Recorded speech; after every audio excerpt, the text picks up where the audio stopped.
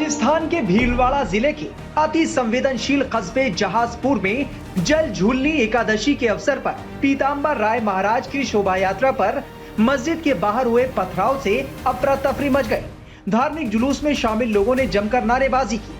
घटना की सूचना मिलते ही जहाजपुर से बीजेपी के विधायक गोपीचंद मीणा घटना स्थल पर पहुंच गए और आरोपियों की गिरफ्तारी की मांग को लेकर मस्जिद के बाहर धरने पर बैठ गए। जिला प्रशासन ने मामला बढ़ता देख मस्जिद को नोटिस जारी किया और उनके स्वामित्व और स्वीकृत नक्शे को 24 घंटे में उपलब्ध कराने के आदेश दे दिए। इसके बाद जाकर मामला शांत हुआ और बीजेपी विधायक ने अपना धरना समाप्त किया। क्या है पूरा मामला, भंवर पुष्पेंद्र की ये रिपोर्ट देखिए। ये वही रास्ता है जहां से वो जुलूस निकल रहा था। फूल बरस रहे थे जिसके कुछ अवशेष यहाँ पर। उसके बाद यहाँ छत से ऊपर से पत्थर बरसने लगे। लोग जो है यहाँ भगदड़ मच गई। लोग भागे, इधर उधर छोड़कर भागे, अपने जूते चप्पल तक लोग छोड़कर भाग गए हैं। आप देख सकते हैं इसी बिल्डिंग के ऊपर से यहाँ से पत्थरबाजी हुई थी और नीचे आप देखेंगे जहाँ ये पत्थर कुछ अवशेष यहाँ पर पड़े हुए हैं। ये पत्थर यहाँ पर मौजूद हैं, ये आप देख सकते हैं। ये पत्थर जो ऊपर से आए थे, उसके अलावा लोग जो जूते चप्पल छोड़कर भागे हैं वो भी यहाँ पर आप देख सकते हैं कि किस तरीके से अपनी जान बचाकर लोगों को यहाँ से भागना पड़ा है। ये जुलूस निकल रहा था, धार्मिक जुलूस था, लेकिन कार्रवाई की जहाँ तक बात है तो मैं आपको बता दूं कि यहाँ एक नोटिस जो दिया गया था, वो नोटिस मैं आपको दिखाना चाहता हूँ, जो मस्जिद के ऊपर चस्पा भी कर दिया गया है। उसकी तस्वीरें मैं आपको दिखाने की कोशिश करूँगा। देखिए, ये कार्यालय नगर पालिका मंडल जहाजपुर ने ये नोटिस दिया है। सदर जामा मस्जिद कमेटी मुस्लिम समाज जहाजपुरा जिला शाहपुरा। और ये देखिए, दस्तावेज प्रस्तुत करने के लिए कहा गया है। इनको कहा गया है कि सूचित किया जाता है कि स्थानीय वार्ड 9 स्थित जामा मस्जिद के संबंध में स्वामित्व संबंधी यानी पट्टा, निर्माण और जो स्वीकृति मिलती है उसके तमाम दस्तावेज 24 घंटे के अंदर पेश करें, नहीं तो विधि पूर्वक कार्रवाई की जाएगी। अधिशासी अधिकारी नगर पालिका। तो आप समझ सकते हैं कि एक्शन जो है वो तुरंत हो रहा है, लेकिन रात को जो यहाँ पर हुआ, कल शाम को जो यहाँ पर हुआ, वो दहशत पैदा करने वाला था। वो तस्वीरें नीचे देखिए यहाँ पर बयान कर रही हैं। ये मस्जिद है जिसके ऊपर से पत्थर आए और नीचे लोग अपने ये देखिए, ये तस्वीरें मैं आपको दिखा रहा हूँ। ये देखिए यहाँ ये किस तरीके से लोग पत्थर और ये जूते चप्पल लोगों के यहाँ पर हैं। ये तमाम लोग जो हैं वो यहाँ पर मौजूद हैं। उनसे भी मैं बात करने की कोशिश करूँगा, लेकिन फिलहाल यहाँ से निकलकर इस तरफ जाने की कोशिश करता हूँ। ये देखिए, यहाँ लोगों के जूते चप्पल और पत्थर जो हैं आए थे ऊपर से। ये आप देख सकते हैं, ये कलर्स देखकर समझ सकते हैं कि पत्थर कहाँ से आए और किसके पत्थर हैं। ये साफ देखने से दिख रहा है। और ये देखिए, ये जूते चप्पल लोगों के यहाँ पर मौजूद हैं। इन्होंने कहा डोल नहीं बजाना, हमारा डोल यहाँ आ गया था, नहीं बजाया डोल हमने। अब मंदिर की झालर भी मत बजाओ। ये पूरे बाजार में ताशे बजाते हैं, वो सही है। हम मंदिर की झालर भी नहीं बजाए। झालर बजा के अब इस दरवाजा है, ये मस्जिद का दरवाजा इनका यहाँ है, वहां से उन्होंने घर के ऊपर से, मस्जिद के ऊपर सब जगह से पत्थर फेंकना उन्होंने शुरू कर दिया। उनकी क्या मंशा थी, इनके पीछे है कौन? ये इतने से लोग, छोटे छोटे 20-25 साल के लोग ये काम कर सकते हैं क्या? कौन है इनके पीछे से कार्रवाई? इस तरह की घटनाएं सामने आ रही हैं, क्या लगता है पूरा एक ये सर्किल काम कर रहा है? ये सर्किल के बारे में ही तो पता करना चाहते हैं, कौन है इनके पीछे जो हमारे भारत देश को तोड़ने की कोशिश कर रहे हैं। ये 6-7 साल पहले संचलन में पत्थर फेंके थे इसी जगह। आरएसएस का संचलन था, इसी जगह पत्थर फेंके थे सेकुलरों ने, जिहादियों ने। इनके बाहर से इमाम आते, बड़े बड़े मौलाने यहीं रहते हैं।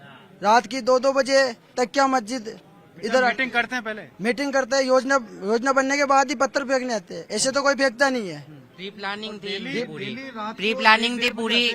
पत्थर कहाँ से आ जाएंगे ऊपर? प्री प्लानिंग थी, इसलिए पूरा ये हुआ है। यहाँ पे पहले भगदड़ यहाँ पे भी मची थी 2 बार। ड्रम के अंदर पत्थर भरे हुए हैं। और देखो आप, ये अगर ये कहते हैं कि हमारी ये पूजा का स्थल है, अगर पूजा के स्थल से ये ऐसे घृणित कार्य कर सकते हैं तो क्या मानसिकता इन लोगों की, क्या मानसिकता होगी। और मैं आपको बता दूं कि कल जो शोभा यात्रा यहाँ से निकल रही थी, उसकी जो पालकी है वो अभी भी यहाँ पर मौजूद है। इसको आगे जाना था लेकिन आगे नहीं जा पाई और अभी भी यहाँ पर ये मौजूद है। आपको तस्वीरों में दिखा सकता हूँ। देखिए, ये यहाँ अभी भी पालकी जो है वो मौजूद है। यात्रा बीच में रुक गई है, फिलहाल मीटिंग चल रही है और ये यहाँ रोक दिया गया है यात्रा को। ये आगे जाना था लेकिन आगे नहीं जा पाई है। ये पंडित जी हैं, इनसे बात करते हैं। पंडित जी, क्या शुभ होता है इस तरह से यात्रा का रुक जाना? ऐसा अशुभ है ये रुकना तो पूरे ग्राम के लिए। और ये जो भी कृत्य हुआ ये अमानवीय है। इसको प्रशासन ने इसको जो भी किया उनको तुरंत कड़ी सजा देनी चाहिए उनको। ये यात्रा कब शुरू होगी, क्योंकि रुक गए ठाकुर जी? ये सभी जहाजपुर सनातनवासी जो निर्णय लेगा वही होगा, सब सर्वसम्मति से निर्णय होगा। ये सर्वसम्मति से निर्णय के बाद ये तय किया जाएगा कि यात्रा को आगे बढ़ाया जाए या नहीं बढ़ाया जाए। लेकिन सामने आप देख सकते हैं कल्याण जी का मंदिर है, जहां पर अभी फिलहाल मीटिंग चल रही है। कई समाज के लोग, प्रशासनिक अधिकारी और विधायक यहाँ पर मौजूद हैं और इस मीटिंग के बाद सामने निर्णय आ पाएगा, उसके बाद ही यात्रा शुरू होगी। लेकिन फिलहाल लोगों में काफी आक्रोश यहाँ पर नजर आ रहा है। फिलहाल जहाजपुर इलाके में हालात तनावपूर्ण है। कस्बे में भारी पुलिस फोर्स तैनात है। रविवार को इलाके में सन्नाटा पसरा दिखा।